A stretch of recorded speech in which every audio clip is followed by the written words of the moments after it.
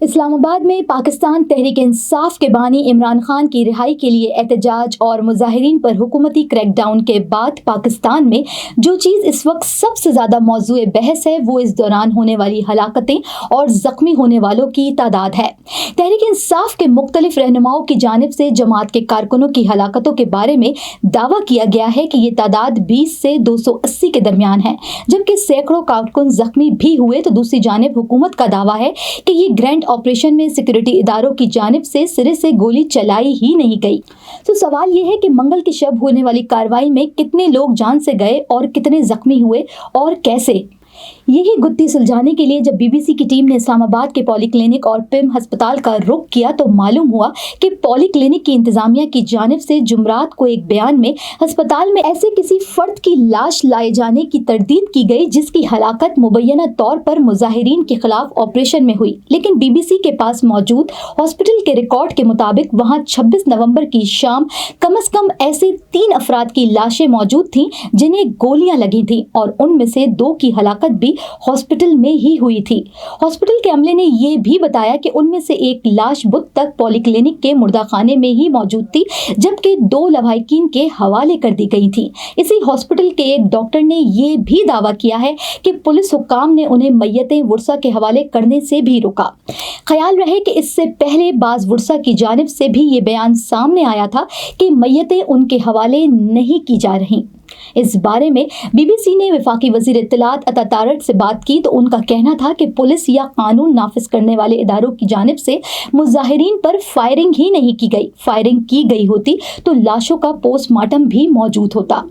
تاہم پولی کلینک کے ہی طبی عملے کے 2 اہلکاروں نے بی بی سی کو بتایا کہ انہیں پولیس نے لاشوں کا پوسٹ مارٹم کرنے سے بھی روکا تھا۔ پم ہسپتال کی بات کی جائے تو ہاسپٹل کی انتظامیہ کی جانب سے ریکارڈ تک رسائی نہیں دی گئی، تاہم بی بی سی کی معلومات کے مطابق وہاں تحریک انصاف کے 2 کارکنوں کی لاشیں لائی گئی تھیں جن کا تعلق شانگلہ اور مردان سے تھا اور ان کے ورثہ لاشیں ہاسپٹل سے لے جا چکے ہیں۔ منگل کو گولیاں لگنے سے ہلاک ہونے والے ان 5 افراد میں سے 4 کی لاشیں تو اب ہسپتالوں میں موجود نہیں، لیکن بی بی سی کو وہاں پاکستان تحریک انصاف کے احتجاج کے بعد لائے جانے والے متعدد ایسے زخمی زیر علاج ملے جنہیں گولیاں لگی تھیں۔ بی بی سی کو پولی کلینک میں کم از کم 3 ڈاکٹروں نے بتایا کہ شام سے ہی درجنوں کارکنان ہاسپٹل لائے گئے جنہیں گولیاں لگی تھیں۔ ہمارے پاس کم از کم 45 سے 55 کے درمیان ایسے شہری لائے گئے جنہیں گولیاں لگی تھیں۔ بی بی سی سے بات کرتے ہوئے حکومتی وزیر عطا تارڑ نے الزامات کو پاکستان تحریک انصاف کا پروپیگنڈا قرار دیتے ہوئے کہا کہ اگر پولیس یا رینجرز کی جانب سے گولیاں مارنے کے ثبوت موجود ہیں تو پی ٹی آئی ثبوت لے کر آئے۔ انہوں نے یہ الزام بھی عائد کیا کہ پی ٹی آئی کے کارکنان کے پاس جدید اسلحہ موجود تھا اور یہ کہ مظاہرین نے بڑی تعداد میں پولیس اور رینجرز کے اہلکاروں کو زخمی کیا اور ہلاکتیں بھی ہوئی۔ پولی کلینک میں ایسے ہی ایک زخمی کے ساتھ ان کی اہلیہ سمیہ بھی موجود تھیں جو منگل کی شب جناح ایوینیو پر پیش آنے والے واقعات کی عینی شاہد بھی تھیں۔ صرف چیخیں تھیں، بس صرف چیخیں، ہر بندہ اپنی جان بچانے کے لیے بھاگ رہا تھا۔ یہ بات رات 9 بجے کے قریب وہ لمحہ تھا جب سمیہ کو اچانک فائرنگ کی آواز آئی اور پھر ہر طرف چیخو پکار شروع ہو گئی۔ وہ جناح ایوینیو میں اسی فلائی اوور کے نیچے گاڑی میں بیٹھی اپنے شوہر کی منتظر تھیں جو چند منٹ پہلے پاکستان تحریک انصاف کے جلسے میں شرکت کے لیے پہنچے تھے۔ میں نے سوچا کہ یہ آنسو گیس کی شیلنگ ہونے والی فائرنگ ہوگی۔ لوگ بھاگ رہے تھے، پھر مجھے اپنے شوہر نظر آئے، وہ دونوں ہاتھ سڑک پر رکھے گھٹنوں کے بل ایسے بیٹھے ہوئے تھے۔ میں ان کی طرف بھاگی، ہر طرف فائرنگ ہی فائرنگ ہو رہی تھی اور شور ہی شور تھا۔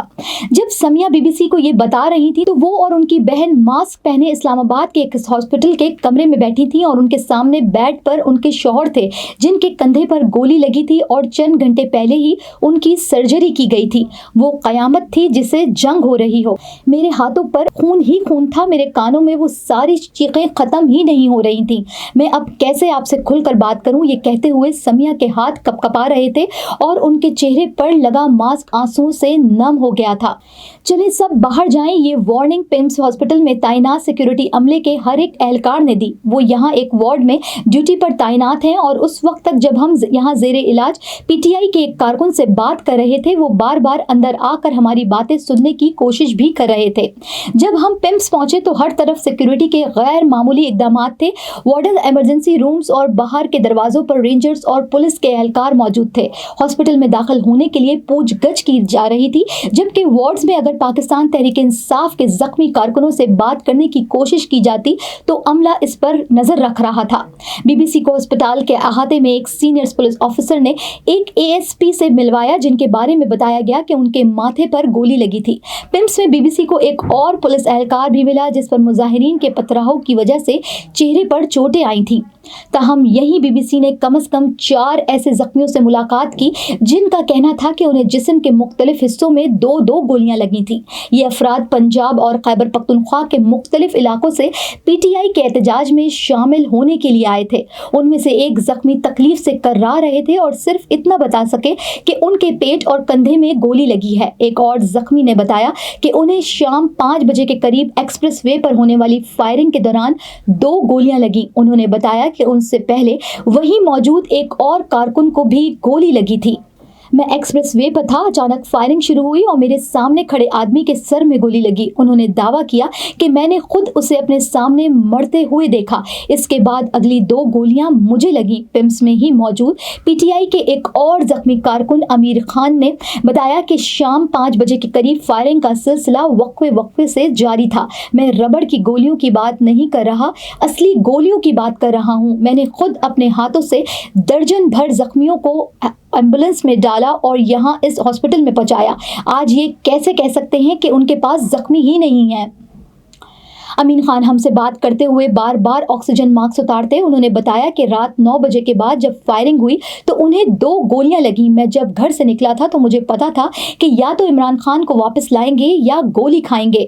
अमीन खान के अहले खाना भी वहीं मौजूद थे, जिन्होंने बताया कि पिम्स इंतजामिया मरीज का तिब्बी रिकॉर्ड फराहम नहीं कर रही। हम अपने मरीज को बेहतर हॉस्पिटल मुंतकिल करना चाहते हैं, लेकिन पिम्स एडमिनिस्ट्रेशन हमें इनका रिकॉर्ड और फाइल देने से इनकार कर रहे हैं। यही दावा बीबीसी से बात करते हुए वहां मौजूद दीगर मरीजों ने भी किया। बीबीसी ने मेडिकल रिकॉर्ड फराहम न करने से मुताल्लिक इस इल्जाम के बारे में जब पिम्स की तर्जुमान डॉक्टर अनीजा जलील से बात की तो उन्होंने महज यही कहा कि तमाम मरीजों का इलाज किया जा रहा है। इस सवाल पर कि पिम्स में गोलियां लगने से जख्मी होने वाले आम शहरियों और एहलकारों की तादाद क्या है और वहां कितनी लाशें लाई गई हैं, तर्जुमान की जानिब से कोई जवाब नहीं दिया गया। ताहम उन्होंने पिम्स की जानिब से जारी होने वाला एक बयान शेयर किया, जिसके मुताबिक पीटीआई के एहतजाज के दौरान कानून नाफिज करने वाले इदारों के 66 अरकान जबकि 33 आम शहरी पिम्स में लाए गए, जिनमें से ज्यादातर को मामूली नोयत के जख्म होने की वजह से इलाज के बाद खारिज कर दिया गया, जबकि चंद एक का इलाज अभी जारी है। बयान में यह भी कहा गया है कि अमवात की तादाद और मुजाहिरीन के जख्मियों की नोयत से मुताल्लिक सोशल मीडिया पर गर्दिश करने वाली खबरें बेबुनियाद हैं। बीबीसी से बात करते हुए पॉलीक्लिनिक और पिम्स के डॉक्टर ने कार्रवाई के खदशे की वजह से नाम जाहिर न करने की शर्त पर बताया कि वो इस बारे में बात नहीं कर सकते।